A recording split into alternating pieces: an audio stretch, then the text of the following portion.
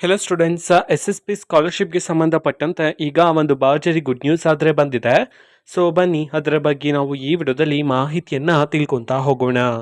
ವಿಡಿಯೋವನ್ನು ಸ್ಟಾರ್ಟ್ ಮಾಡ್ತೀನಿ. ಅದಕ್ಕಿಂತ ಮೊದಲು ನೀವೇನು ನಮ್ಮ ಚಾನೆಲನ್ನು ಸಬ್ಸ್ಕ್ರೈಬ್ ಮಾಡದೆ ಇದ್ರೆ ಈ ಕೂಡಲೇ ಚಾನೆಲ್ಗೆ ಸಬ್ಸ್ಕ್ರೈಬ್ ಮಾಡ್ಕೊಳ್ಳಿ. ಸೊ ಈಗ ನಾವು ಇನ್ಫಾರ್ಮೇಷನನ್ನು ತಿಳ್ಕೊತಾ ಹೋಗೋಣ.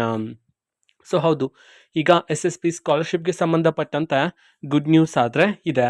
ಅದು ಸಹ ಎರಡು ಇಂಪಾರ್ಟೆಂಟ್ ಮಾಹಿತಿಗಳನ್ನು ನಾವು ಈ ವಿಡಿಯೋದಲ್ಲಿ ತಿಳ್ಕೊತಾ ಹೋಗೋಣ. ಸೊ ಮೊದಲನೇ ಮಾಹಿತಿ, ಒ ಬಿ ಸಿ ವಿದ್ಯಾರ್ಥಿಗಳಿಗೆ ಎಸ್ ಎಸ್ ಪಿ ಸ್ಕಾಲರ್ಶಿಪ್ಗೆ ಅಪ್ಲಿಕೇಶನ್ ಹಾಕೋದಕ್ಕೆ ಲಾಸ್ಟ್ ಡೇಟ್ ನವೆಂಬರ್ 15 ಅಂತ ಹೇಳಿ ಈ ಹಿಂದೆ ತಿಳಿಸಿದ್ರು.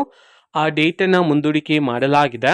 ನವೆಂಬರ್ 25ರವರೆಗೂ ಸಹ ನಿಮಗೆ ಅವಕಾಶ ಇರಲಿದೆ ಒ ಬಿ ಸಿ ವಿದ್ಯಾರ್ಥಿಗಳು ಎಸ್ ಎಸ್ ಪಿ ಸ್ಕಾಲರ್ಶಿಪ್ಗೆ ಅಪ್ಲಿಕೇಶನನ್ನು ಹಾಕೋದಕ್ಕೆ.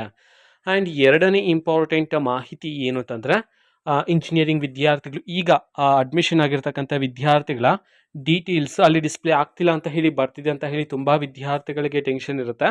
ಸೊ ಈಗ ಆ ಪ್ರಾಬ್ಲಮ್ ಎಲ್ಲ ಸಾಲ್ವ್ ಮಾಡಲಾಗಿದೆ ಸರ್ಕಾರದ ಕಡೆಯಿಂದ.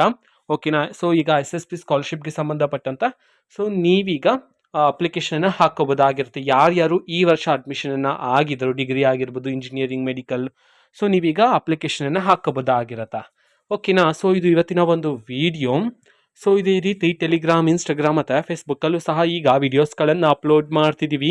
ಲಿಂಕ್ಸ್ಗಳನ್ನು ಡಿಸ್ಕ್ರಿಪ್ಷನ್ ಬಾಕ್ಸಲ್ಲಿ ಕೊಟ್ಟಿರ್ತೀನಿ, ಕ್ಲಿಕ್ ಮಾಡಿಬಿಟ್ಟು ಫಾಲೋ ಮಾಡಿ. ಓಕೆನಾ? So thank you, bye.